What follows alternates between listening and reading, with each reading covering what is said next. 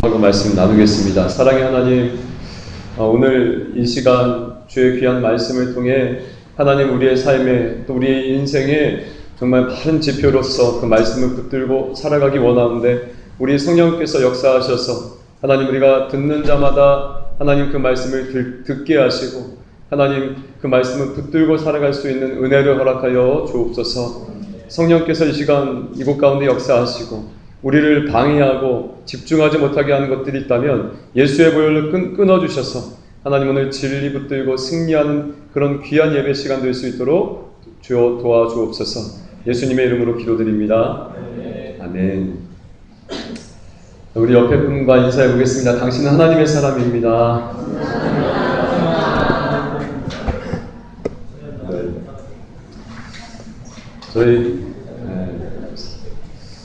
제가 지금 교회에서 제가 이제 선임 부목사 역할을 하고 있는데 신방을 다녀보니까 또 2부 예배 때 나와서 안내를 맡아서 좀 이렇게 총괄하다 보니까 우리 교회에 나오는 청년들이 진짜 많더라고요. 한 어느 정도까지인 줄 아세요? 그러니까 오시는 집사님들의 뭐 자녀들까지 해서 한 20명 정도 돼요. 우와, 그럴 줄 알았는데. 경수가 마치 전도할 기세야, 지금. 네, 우리 같이, 제가 사실은 1층에 우리 김주혜나 주혜나 누구지 자인이가 내려와서 저랑 같이 이렇게 거기 새로운 청년들이나 있으면 우리 청년부 소개하고 이렇게 막 우리가 이끄는데, 여러분 제가 지금 뭐 앞에서 부목사 역할을 하다 보니까 그럴 시간이 없어요. 여러분들이 전도하고 우리 교회 안에서도 홍보하고 전도하고 우리 페이스북 페이지에 이렇게 댓글도 달고 공유도 하고 이래서 여러분 적극적으로 좀 전도해 주기 바랍니다. 할렐루야. 네. 제가 혼자 하기 너무 역부족인데 이제 좀 요청을 하고 싶어요. 네, 여러분 같이 청년부 너무 좋습니다. 한번 같이 와서 예배 드리지 않겠냐고 하면서 좀 이렇게 같이 전하는 은혜가 있었으면 좋겠습니다. 아멘.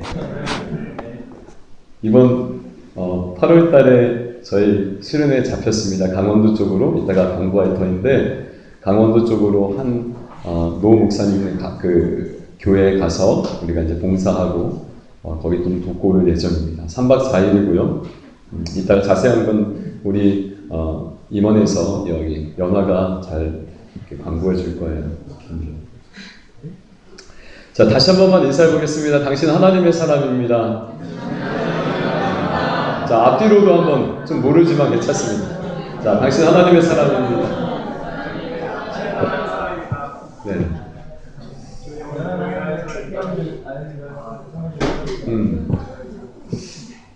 지금 교계에서는 되게 이슈가 되고 있는 문제이긴 한데 교회들마다 잘 다루지 않는 문제, 주제에 대해서 오늘 함께 조심스레 나눠보겠습니다. 동성애의 죄에 대해서 좀 여러분과 한번 나눴으면 좋겠습니다. 그러니까 우리가 과연 동성애의 죄를 어떻게 생각하고 받아들여야 하는지 한번 성경을 통해 보도록 하겠습니다. 사실 동성애의 죄만 다루고 그 동성애의 죄에 대해서 우리가 어떻게 받아들이고 또 어떻게 이것들을 바라봐야 되는지에 대한 본문이 있을까요? 없을까요? 성경에 동성애와 같은 죄가 이것은 죄다라는 본문은 있지만 그것에 대해서 정확하게 이 동성애에 관련된 그 죄인을 다루는 본문은 사실 좀 없어요.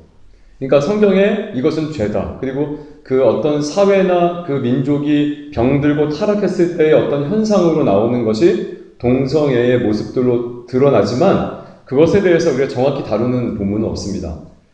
그래서 오늘 동성애와 같이 심각하게 여겨졌던 같은 죄, 간음의 죄에 대해서 다루는 본문을 보면서 여러분 한번 좀 은혜를 나누고자 합니다. 여러분 이 시간에는 여러분들의 생각을 좀 내려놓고 좀 경청해서 들어야 될 것이에요. 너무 많다 보니까 축약을 해가지고 준비했기 때문에 잘 들어야 될 거예요. 자, 오늘 이 요한복음 8장에 한 여인의 간음의 이야기가 나옵니다. 우선 본문의 배경은 이래요.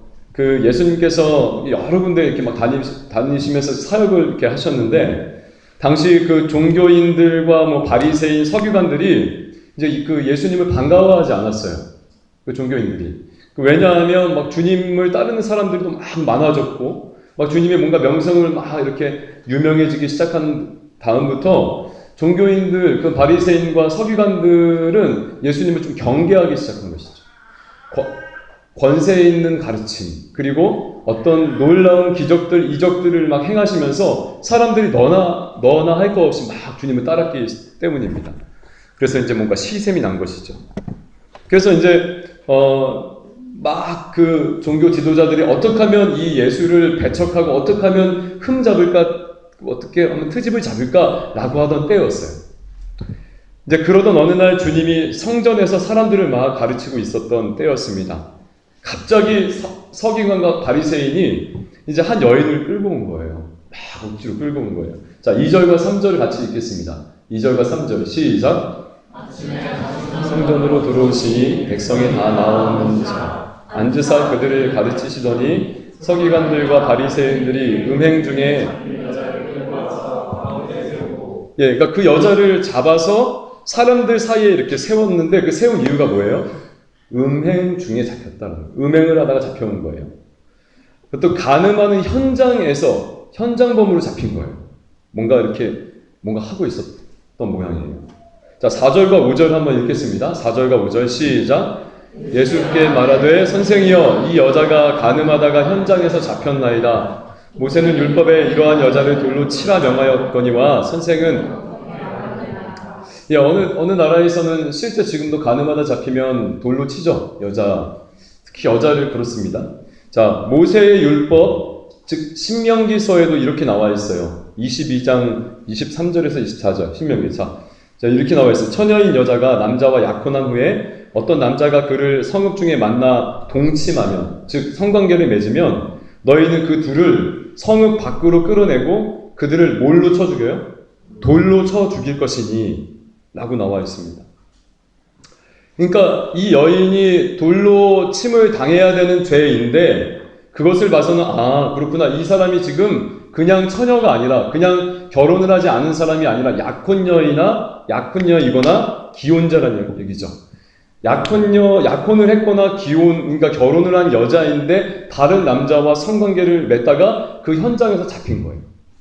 그래서 돌로 침을 당해야 되는 죄를 저질러서 좀 걸려버린 것입니다. 성경은 이 간음한 죄에 대해서 뭐라고 말하고 있냐면 반드시 죽여야 하는 죄라고 나와 있어요. 지금 아까 신명기에선 돌로 쳐 죽이라고 나와 있는데, 레위기에서는 어떻게 나와 있냐면 얼마나 이 죄가 심각한지 반드시 죽일지니라 라고 나와 있어요. 자, 레위기 20장 10절 한번 읽어볼게요. 자, 읽겠습니다. 시작.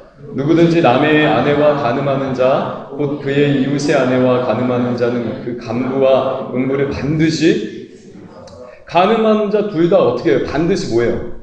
죽일지니라, 죽여야 된대요.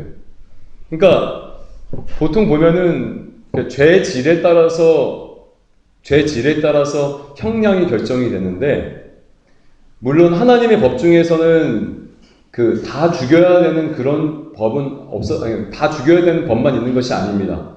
그러니까 어떤 것은 죽여야 하는 죄, 사형에 해당되는 죄도 있고 어떤 것은 아닌 것도 있어요. 근데 유대인들의 법규를 이렇게 자세히 다룬 미시나라고 하는 미시나라고 하는 그 경전 같은 그 책에 보면은 두 남녀가 결혼하지 않고 성관계를 맺다 걸리면 어떻게 되면 목 졸라 죽이게 되어 있습니다. 그리고 두 남녀가 결혼한 기혼자인데 다른 사람과 성관계를 맺다 걸리면 어떻게 되면 돌로 쳐 죽이게 되어 있어요. 그러니까 목 졸라 죽이는 것보다 그 죄질이 더 어떻다는 거예요? 나쁘다는 거예요. 왜 그럴까? 왜 이 간음죄가, 여기서 말하는 이 여인이 저지른 이 현장에서 잡힌 죄가 왜 이렇게 돌로 쳐 죽임을 당해야 되는 걸까? 물론 간음이라는 그 성관계를 결혼이 아닌 다른 데서 하는 것도 죄이지만 뭐예요? 지금 이것은 가정을 파괴하는 죄입니다. 가정. 하나님이 세워놓으신 그 질서를 아예 파괴해버린 그런 죄예요. 그렇기 때문에 이 죄는 굉장히 죄질이 좋지 않은 죄라고 여겨지는 거예요. 자, 여러분, 레위기에 보면 과연 이 남녀가 결혼 밖에 결혼이라는 그 범주 이외에서 성관계를 맺는 것, 그것만이 죄질이 나쁜 죄로 평가할까요? 다른 것도 있을까요? 반드시 죽여야 하는 죄 있어요. 이방인이 하는 제사를 똑같이 행하거나 우상 숭배하거나, 그리고 부모에게 불순종하는 죄 대놓고, 그런 사람들은 반드시 죽일지니라라고 레위기에 나와 있습니다. 반드시 죽여야 하는 죄. 동성애와 마찬가지고, 동성애 역시 여러분 하나님 보시기에 좋지 않은, 아주 가증하고 아주 죄질이 좋지 않은 죄로 여겨집니다. 동성애도 마찬가지. 레위기 20장 13절 한번 볼게요. 자, 같이 읽겠습니다. 시작. 누구든지 여인과 동침하든 남자와 동침하면 둘 다 가증한 일을 행함인즉 반드시 죽일지니라. 자기의 피가 자기에게로 돌아가리라. 동성애 역시 하나님 보시기에 가증한 일이라고 하면서 반드시 뭐예요? 반드시 죽음, 반드시 죽임이라는 형벌이 있습니다.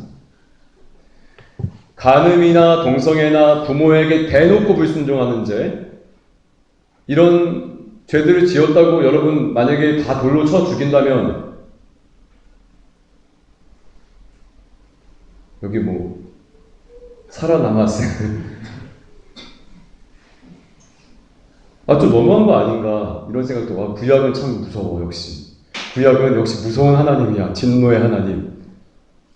너무 세게 다루시는 거 아니야? 이렇게 생각할 수 있죠. 여러분, 우리가 되게 죄악되기 때문에 우리의 행동, 또 그와 반하는 행동이 있으면 그것을 자꾸만 덮으려고 그러고 이렇게 뭔가 타협하려고 하는 것은 있습니다. 그래서 이렇게 생각하는 거죠. 뭘 꼭 죽여야 하냐고. 지금 또 안 죽이잖아. 응? 지금은 또 이 신약시대는 또 아니잖아 라고도 생각해요. 그런데 성경은 뭐라고 하냐면 반드시 죽여야 하는 죄, 반드시 죽여야 하는 죄로 정하고 있습니다. 여러분, 그러니까 왜, 그 이유가 뭘까요? 왜 하나님께서 이 죄를 위해 반드시 죽여야 한다라고 이야기했을까? 어쩌면 이 안에도 결혼 외에 성관계를 맺거나 뭐 동성애까지는 아니더라도 부모에게 대놓고 불순종하고 대드는 죄를 지은 자들이 있을 거예요, 분명히. 그러면 제 구약시대에 따르면 그것이 드러났을 경우에는 반드시 돌로 쳐 죽임을 당해야 되는 거예요. 그러니까 가장 비참한 죽음 중에 하나예요. 왜 그럴까요? 왜? 이유가 뭘까? 하나님 무서운 분이라서? 하나님의 법을 따르지 않으면 괘씸해서? 이유가 뭘까요? 하나님 진짜 애누리 없으시네. 꼭 그래야 돼. 여러분, 이 죄라는 것은 지금 우리가 누구에게 지은 죄예요? 누구에게 지은 죄입니까? 대답해 보세요. 누구요? 누구? 저한테? 누구한테 지은 죄예요? 하나님 앞에 지은 죄입니다. 하나님 앞에 가증한 일이에요. 간음, 동성애, 불순종, 살인 이런 것들. 하나님 앞에 가증한 일이에요. 게다가 사람이 하나님이 정해놓은 질서, 가정, 결혼 안에서 성관계, 또한 남자와 여자가 한 몸을 이루는 그러한 창조 질서를 대놓고 뭐 하는 거예요? 위반하는 거예요. 대놓고 어겨버리는 거예요. 누굴 무시하는 거예요? 저를 무시해요? 누구 무시하는 거예요? 하나님 무시하는 거예요. 여러분들이 밥 먹고 짓는, 생각에서 마음에서 또 육체적으로 밥 먹고 짓는 죄가 누구 재판관이나 누구 여기 있는 뭐 선생님들한테 아니면 뭐 교육자들한테 하는 게 아니라 하나님한테 하는 거예요. 하나님. 제 눈을 안 바라보면 제가 알아서 생각하겠습니다. 여러분, 예나 지금이나 우리에게 주어진 창조의 질서가 있습니다. 남자와 여자가 한 몸을 이루어서 가정을 이루는 것이죠. 그것이 누구의 뜻입니까? 사람을 향한 하나님의 뜻입니다. 바로 간음이나 동성애 같은 그런 죄들은 바로 그 하나님의 뜻을 거스르는 것이기에 심각한 죄입니다. 우상숭배도 마찬가지예요. 그죠? 우리의 마음에 정말 하나님 외에 다른 것들을 사랑하고 기뻐하는 그러한 모습들, 그러한 죄들 마찬가지 하나님의 뜻을 거스르는, 하나님 앞에 가증스러운 일이기에 죄가 심각하고 죽음에까지 반드시 죽임을 당해야 되는 그런 벌이 따르는 것이죠. 그런데 여러분, 우리가 이렇게 생각할 수 있어요. 아, 정말 너무하시네. 좀 용서해 주시면 안 되나. 근데 그건 우리가 오해하는 거예요. 왜냐하면 죽임을 당하는 벌을 내리신 이유가 있기 때문에 그렇습니다. 그러니까 죄 자체가 사람에게 안 좋은 거라서 그래요. 죄 자체가 사람의 행복과 거리가 멀고 또 사람의 행복에 완전히 악한 영향력을 끼치기 때문에 그렇습니다. 뭐 예를 들어서 사람의 인생을 완전 망쳐버리는 마약 같은 거 생각해 보세요. 그 마약이나 아편 같은 거에 대한 강력한 규제가 없으면 어떻게 돼요? 어떻게 돼요? 한번 이거 뭐야? 나도 한번 해보게 어떤 느낌일까 한번 해볼까 하면서 한 번 해보고 두 번 해보다 보면 어떻게 돼? 빠져버리죠. 인생이 망치죠. 그렇기 때문에 하나님께서 아예 생각도 하지 말라고 죽음이라는 형벌을 주시면서 규제하려고 했던 거예요. 왜? 그 사람이 행복하게 원하시니까. 그 사람의 가정이 온전케 되길 원하시니까. 그래서 아주 강력하게 규제하는 것입니다. 우리의 삶에 치명적인 영향을 끼치기 때문에. 영혼에도요. 그리고 또 하나님께서 염려하시는 것이 있어요. 뭐냐면 죄는 어떤 것과 같냐면 누룩과 같이 이렇게 퍼져요. 마치 곰팡이 하나 피면 어떻게 해요? 음식 전체가? 네, 곰팡이 쫙 피죠. 죄가 그런 거예요. 죄가 조금 딱 묻으면 그 죄가 그 공동체에 확 퍼져요. 죄의 성격이 그렇다고요. 우리가 보기에 죄가 매력적으로 보이거든요. 아주 신나 보이거든요. 아주 막 스펙타클해 보이거든요. 또 막 가슴 두근두근 거리면서 어때요? 막 해보고 싶고 막. 그 딱 해보면 당장 안 죽으니까 어때요? 아, 안 죽네. 또 하고. 그런 게 죄거든요. 그래서 마치 메르스처럼 전염성이 강하기 때문에 하나님께서 규제하시는 거예요. 이거 하면 죽어. 열왕기서 한번 보여줘. 열왕기서에 보면은 이렇게 나와 있습니다. 그 땅에 남색하는 자, 그러니까 동성연애, 남색하는 자가 있었고 여호와께서 이스라엘 자손 앞에서 쫓아내신 국민의 모든 가증한 일을 무리가 이스라엘 백성들이 본받아 행하더라 이렇게 얘기해요. 그러니까 이스라엘 백성들이 있고 하나님께서 그 원래 그 땅에 있던 그 민족들이 가증스러운 일들, 막 그 몰렉에게 제사하고 이방 신에게 제사, 아들을 바쳐가면서 제사하고 또 서로 남자끼리 그렇게 남색하는 그 동성 연애하는 것들을 이스라엘 백성들이 보고 어떻게 했다고요? 본받아 행하더라 라고 얘기해요. 성경에서 그래서 하나님께서 이스라엘 백성들에게 절대 이방인들하고 결혼하지 말라고 해요. 왜냐하면 이방인들과 결혼했을 때 그들의 문화와 또 그들의 그런 이방 습관들을 바로 받아들이기 때문에, 본받기 때문에.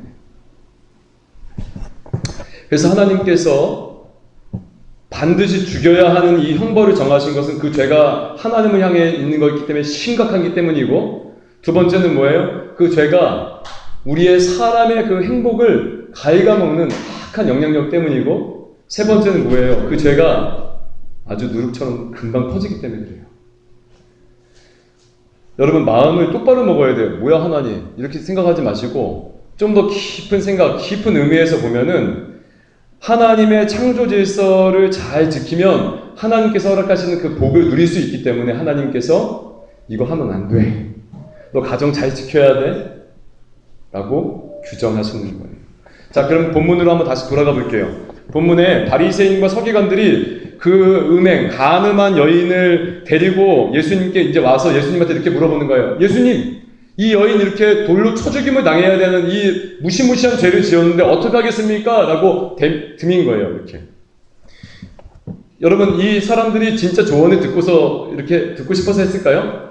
아니죠.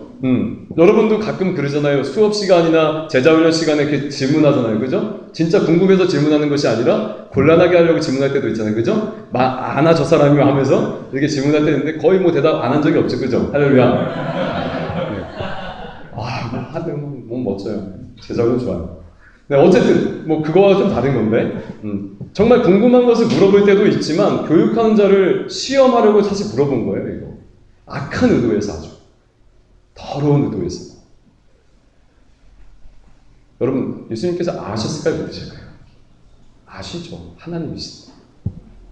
6절에 보니까 이렇게 6절 한번 읽겠습니다. 시작.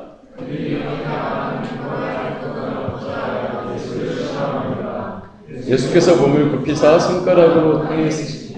그러니까 고발할 조건을 얻고자 시험하려고 질문했다라고 기자는 기록하고 있습니다.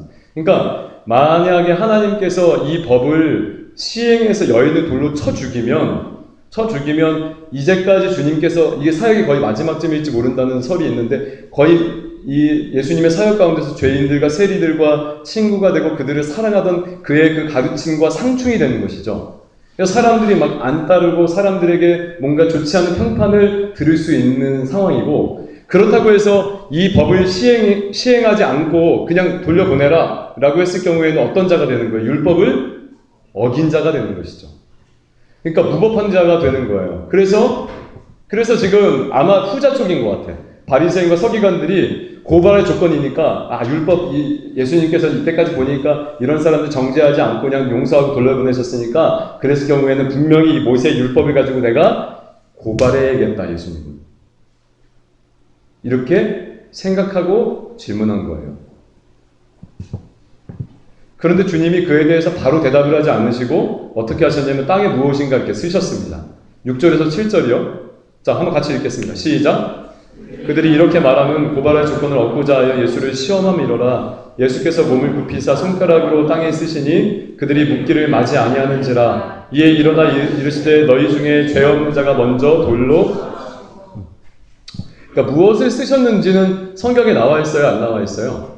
안 나와 있죠. 무엇을 쓰셨는지는 모르겠어요. 근데 무엇인가 쓰고 계실 때 그들이 옆에서 뭐 한 거예요? 계속 뭐 한 거예요? 물어본 거예요. 궁금해서? 아니요. 시험하려고. 주님, 당신이라면 이 가늠한 여인, 이 정말 동성애와 간음과 이 하나님을 정말 하나님 보시기에 가증스러운 이 죽임을 당해야 되는 마땅한 이 여인 어떻게 할 거예요? 어떻게 할 거예요? 주님, 이거 어떻게 해야 돼요? 라고 물어보는 거예요, 계속.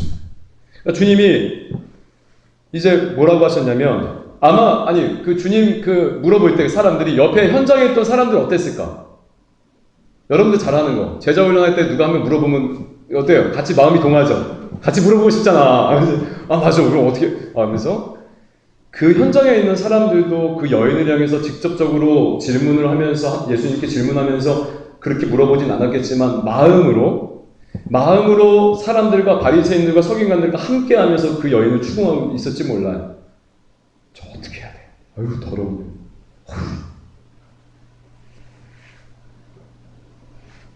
진짜 주님이라면 이런 죄인 어떻게 하시겠습니까? 온통 그 모인 곳은 정죄하는 분위기일 거예요. 야, 쟤 봐라, 쟤 가늠하는 현장에서 잡혀왔대. 더러운 여인이야. 가정도 몰라본 여인이야. 어떻게 할까? 여인 어떻게 했어요? 그 여인 두려웠겠죠. 어디 숨고 싶었을 것입니다. 얼마나 자기가 수치스러웠겠어요. 만천하 앞에 자기 죄가 확 드러나요. 이때 주님이 뭐라고 말씀하셨냐면 7절 이렇게 말씀하십니다. 너희 중에 죄 없는 자가 먼저 돌로 치라. 여러분 이 말씀 안에는 뭐가 있냐면 예수님이 지금 이 여인의 죄가 얼마나 중범죄인지 아신다는 거예요? 모르신다는 거예요? 알고 계신다는 거예요. 여인이 저지른 이 죄가 돌로 쳐 죽임을 당해야 되는 중한 범죄인 것을 인정하시는 거예요. 그러나 너희 중에 죄 없는 자가 돌로 치라는 것이죠. 죄 없는 사람이 여인을 심판하는 거예요. 돌을 들어서. 여러분 세상에 죄 없는 사람이 어디 있습니까? 아마 그곳에 조금 덜한 사람, 바리새인들은 그래도 현상적으로는 죄를 짓지 않으려고 노력했으니까 조금 덜한 사람은 있었겠지만 그래도 죄 없는 사람은 없는 것이죠. 너희 중에 죄 없는 자가 돌로 치라고 했는데 아무도 못 줬어요.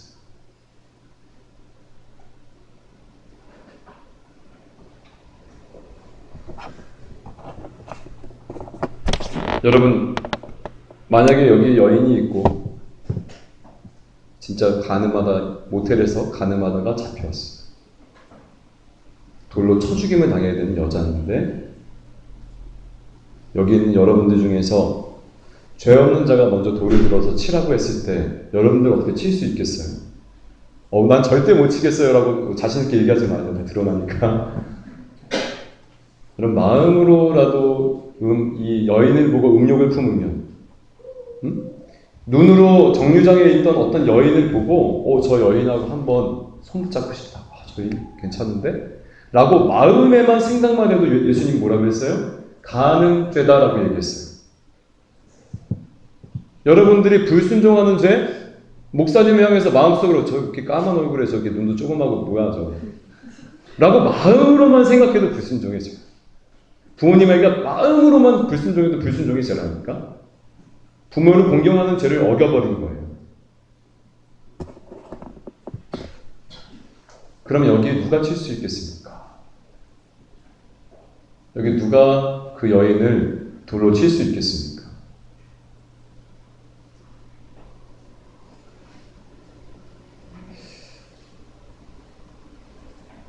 여러분, 우상숭배나 마음으로 품는 간음이나 또 행동으로 했던 음욕을 품었던 그런 행동들이나 또 거짓 행하던 것들이나 이런 것들이 모두 다 누구를 향한 죄입니까? 하나님을 향한 죄예요. 죽음에 해당하는 죄입니다.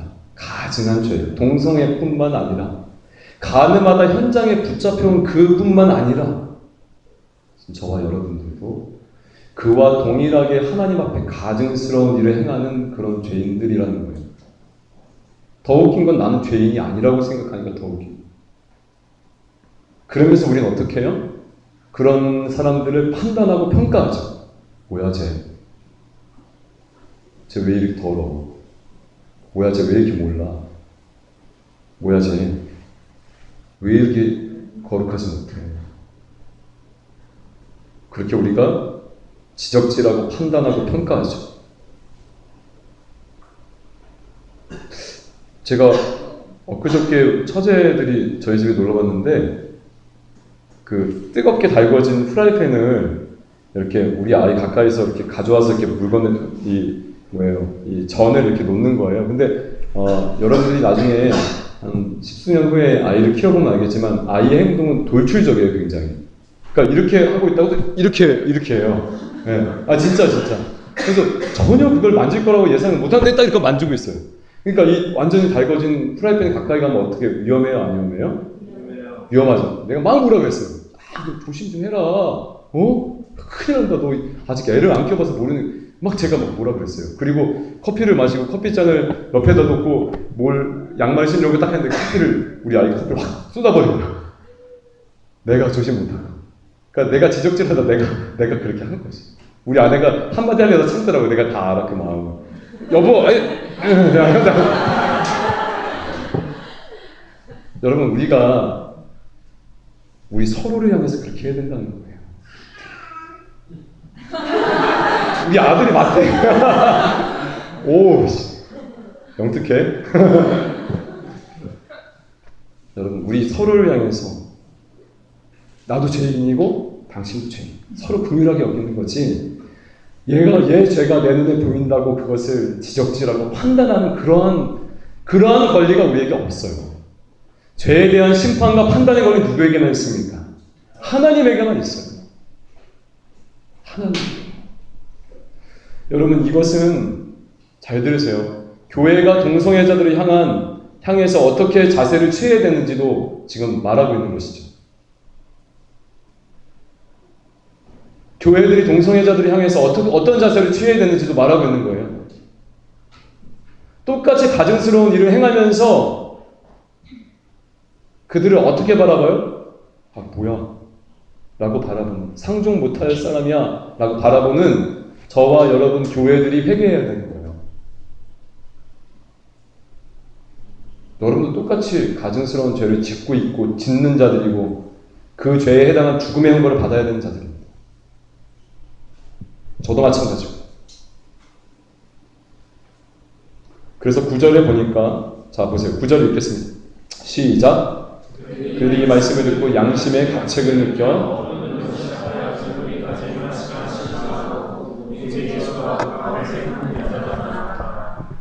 예, 사람들이 이제 하나둘씩 나간 거예요. 저 이 설교하면서 상상을 해봤는데 여기서 하나둘씩 나가는 상상을 한번 해봤거든요.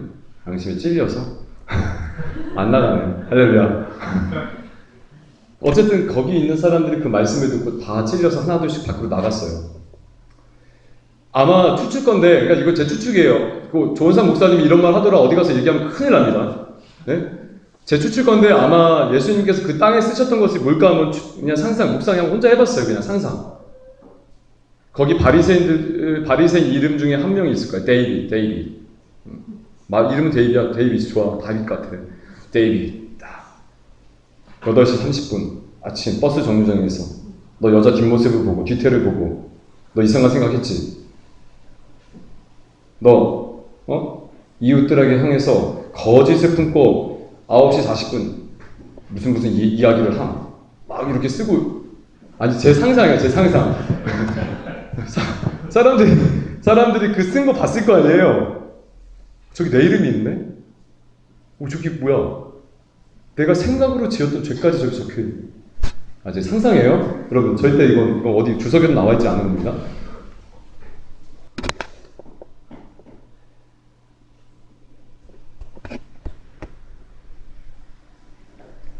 사람들이 예수님의 이 말씀을 듣고 양심의 가책을 느껴서 모두 그 자리에서 나갔습니다. 그리고 주님이 여인에게 이제 이렇게 말씀하십니다. 사랑으로 말씀하십니다.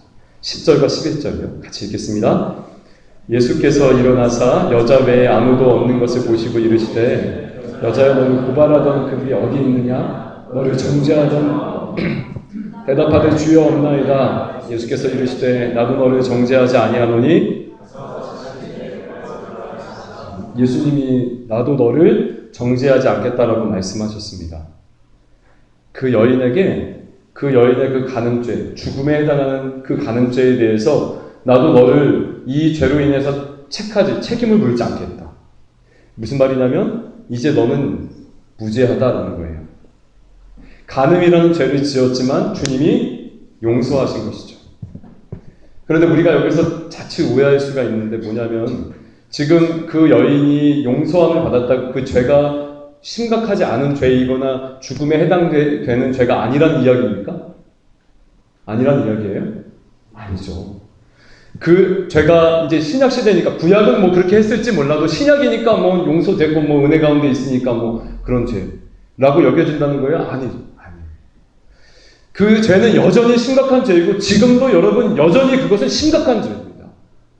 여러분의 가정과 여러분의 영적인 생명을 아주 갉아먹는 아주 무서운 죄예요. 간음, 동성애, 불순종의 죄. 우상 숭배하는 죄들이요. 지금은 못 느낄지 몰라도 여러분들의 인생의 삶의 구석구석 사단이 계획해 놓은 것들이 실행되어지는 아주 무서운 폭로가 되는 것이 이 죄예요. 아주 심각하고 반드시 죽임을 당해야 되는 하나님 앞에 가증스러운 중범죄입니다.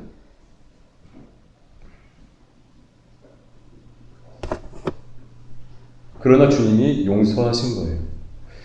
그 중범죄에 해당되는 형벌을 주님이 이제 받으시기에 용서하신 거예요.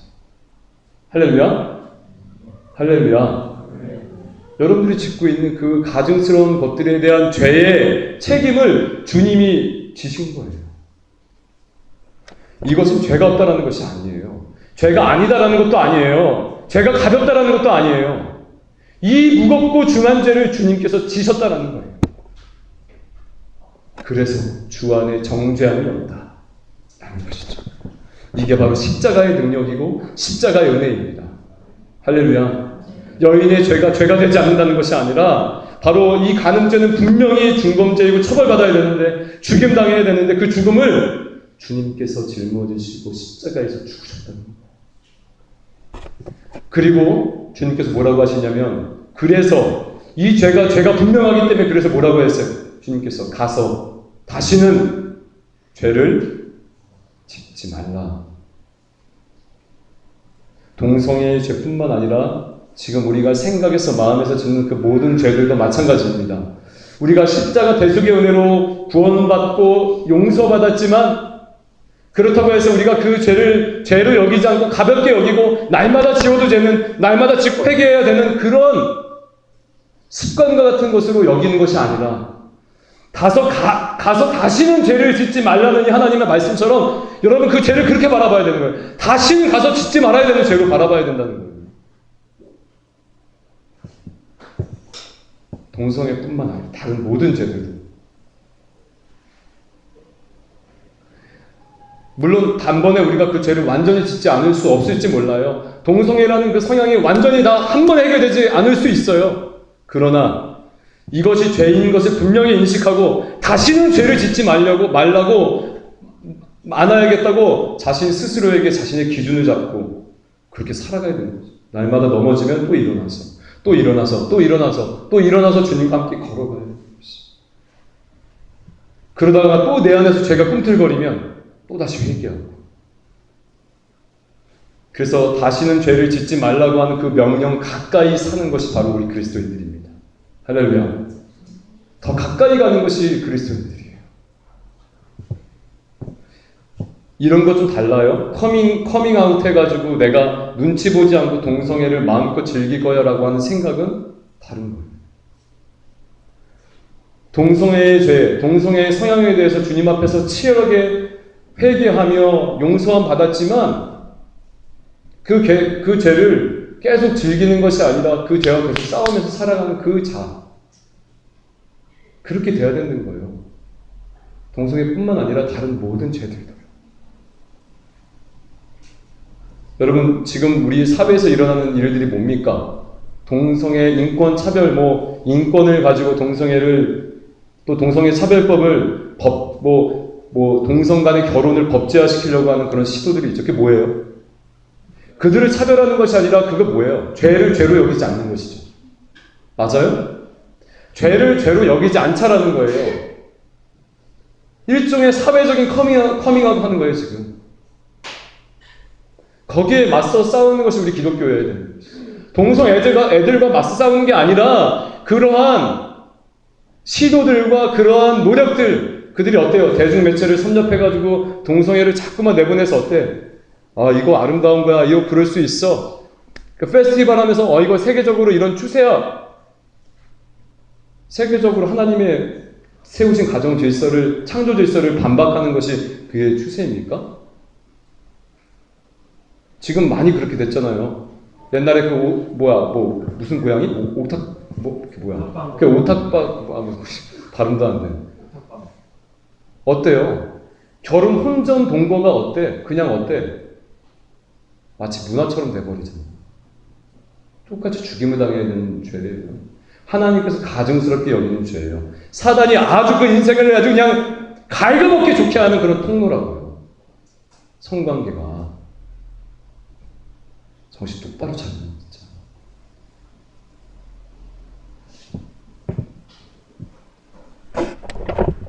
다시는 죄를 짓지 말라는 그 주의 음성을 무시하는 거죠. 내가 죄를 짓고 또 죄를 짓고 커밍아웃하고. 그리스도의 십자가의 은혜로 죄사함 받았으면 우리는 이제 그 죄 가운데 사는 것이 아니라 하나님의 선한 계명이 기준이 되어서 늘 자기 그 죄성과 싸우며 살아가는 것이 바로 우리입니다. 할렐루야. 무한한 은혜로 용서함을 받은 자가 바로 여러분과 저예요. 그리고 우리가 해야 될 일이 그것입니다. 저는 확신합니다. 어떤 죄라도 주 안에서 용서받지 못할 죄가 없습니다. 할렐루야. 십자가의 능력이 더러운 죄를 이기고 승리하게 할 것입니다. 분명히 회복될 거예요. 동성애 분명히 회복됩니다. 타의 동성애자들도 있고 동성애가 유전적인 성향이라는 연구 결과가 원래 벌써 10년 전에 학계에서 다 반박이 됐어요. 나오지 않을 뿐이에요. 궁금하면 제가 제 컴퓨터에 그거 따로 자료 모아놨어요. 여러분들 혹시 궁금해할까봐. 우리나라 부산대학 기런평 교수님의 그 강연에서도 한번 나왔는데 그거 말고도 한 4가지 정도의 그 반박하는 설이 있어요. 이거 유전적인 거 아니다.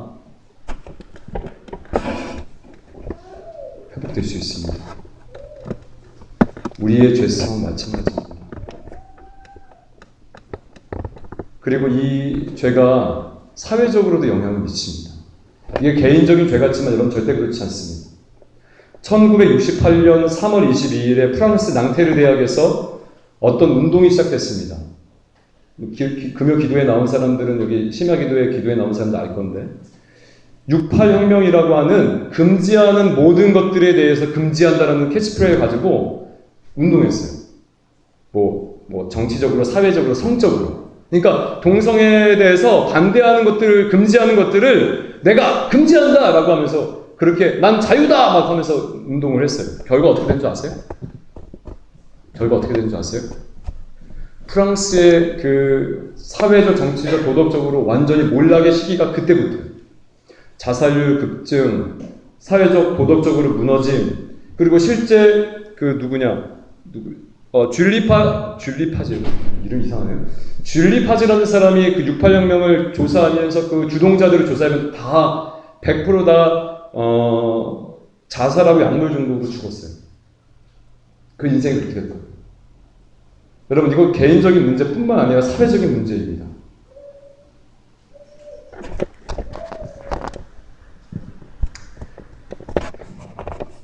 말씀을 정리하면 동성애는 죄입니다. 물론 우리가 짓고 있는 이 가증스러운 건 다 죄입니다. 하나님 앞에 어떤 죄예요? 심각한 죄입니다.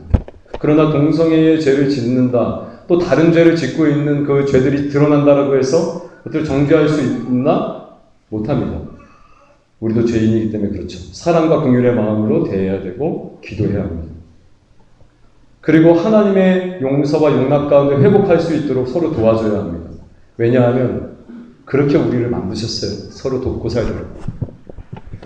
세상은 지금 인권을 외치며 동성애를 옹호하지만 마치 성적인 성향처럼 이야기하지만 절대 그렇지 않습니다. 이거 큰일입니다, 진짜.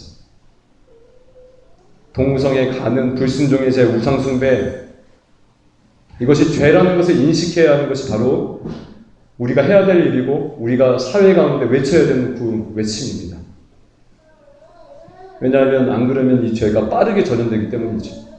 여러분들의 자식들이 이렇게 될 수가 있어요. 내가 정하는 것이 나의 정체성, 성 정체성. 내가 여자면 여자고 내가 남자면 남자. 여러분의 자식들이요.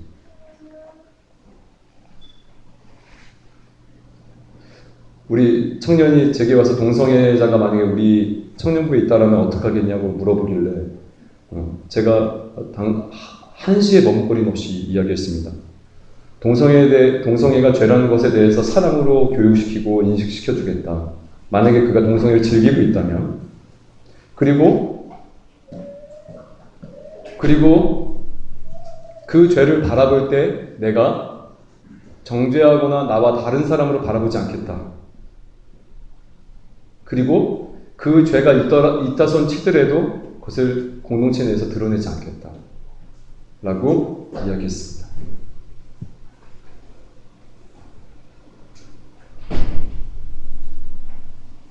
그 지체를 위해서도, 그 공동체를 위해서도 그렇게 해야 될 것이에요. 우리가 만약에 그렇다면.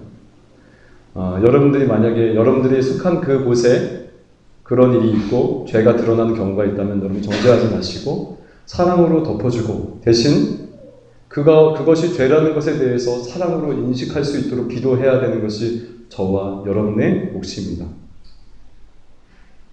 지금 동성애가 합법화된 나라가 19개 국가이고 동성애가 금지된 나라가 80개국이에요. 지금 그 동성애 합제화가 계속 늘어나고 있습니다.